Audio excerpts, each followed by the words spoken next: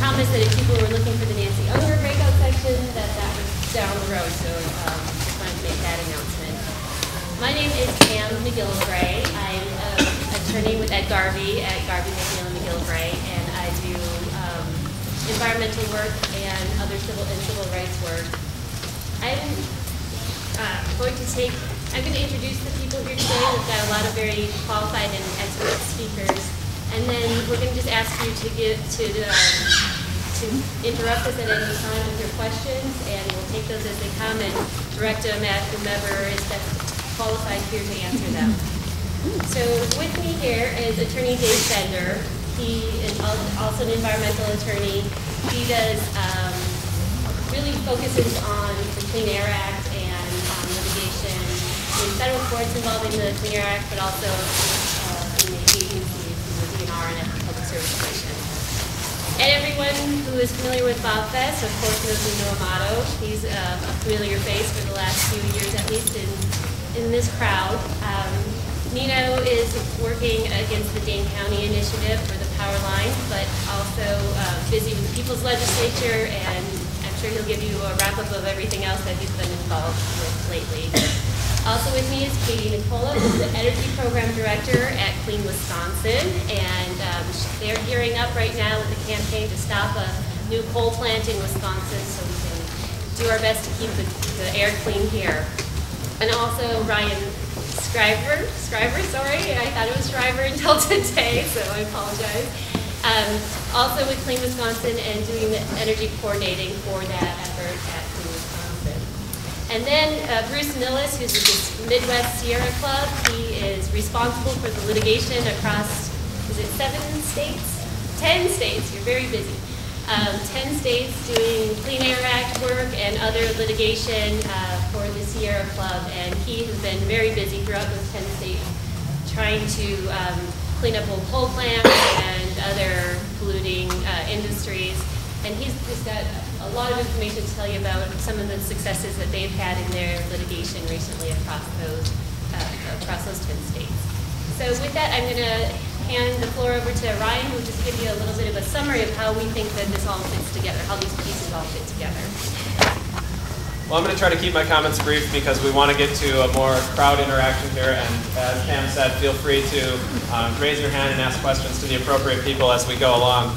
But as anybody who's been involved in environmental activism realizes, there's an interconnectedness that involves a lot of different state agencies and a lot of different players throughout the state that can become a very confusing process.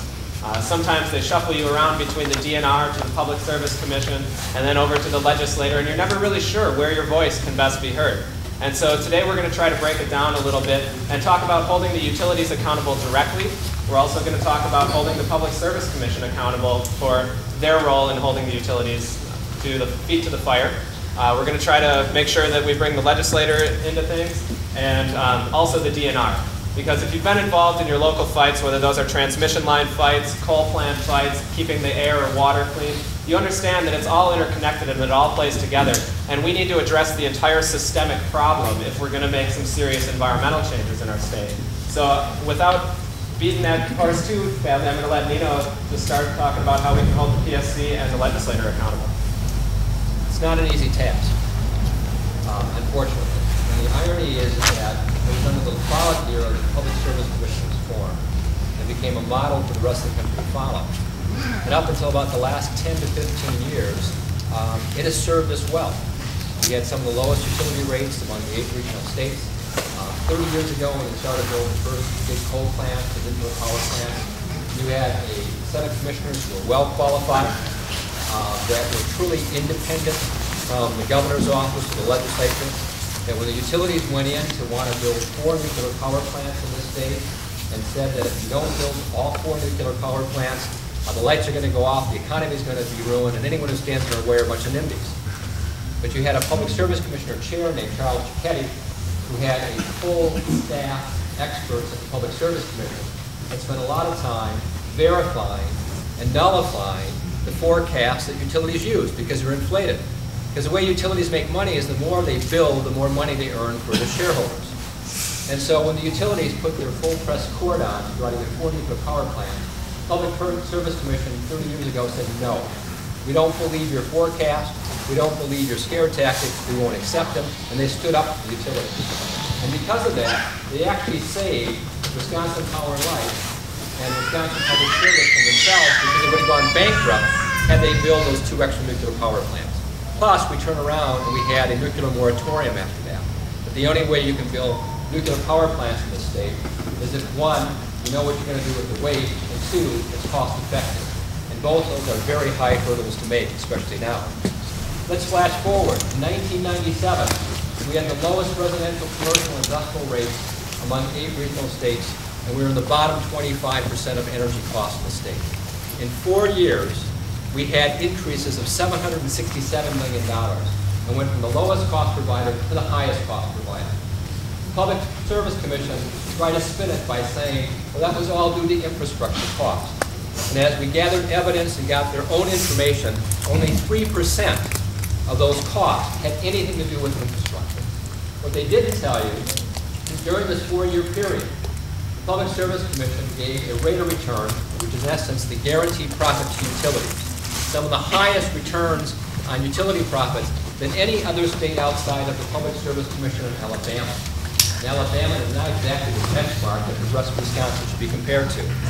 Not only did they get the highest rates of return, when the rest of us in 98, 99, 2001, 2002 were only earning 1.5% on our CDs or money markets or our savings accounts, the Public Service Commission was giving 12.9, 12.7, and 12.2 rates of return or profitability of the utilities.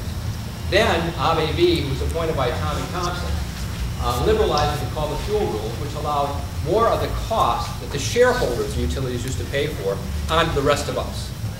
And lo and behold, at the end of that 4 years, 2 of those commissioners leave the utility or leave the commission, and guess where they go to work? They work for the utilities. Joe Metner left, set up a consulting practice, and he gets contracts from the telecom industries and from Wisconsin Public Service in Green Bay. And where does ABB go? But she goes to Quarles and Brady and heads up the utility division. And so they can rule on $100 million rate cases or $1 billion coal plants and turn around and join the utility with the use rate. And nothing stops. But the way the law is, you cannot lobby the Public Service Commission. Spencer Black, on our behalf, introduced a bill that would prohibit that from happening. We started 3 years ago, and we couldn't even get a public hearing because Montgomery in the Assembly and Coles in the Senate wouldn't even give us a public hearing.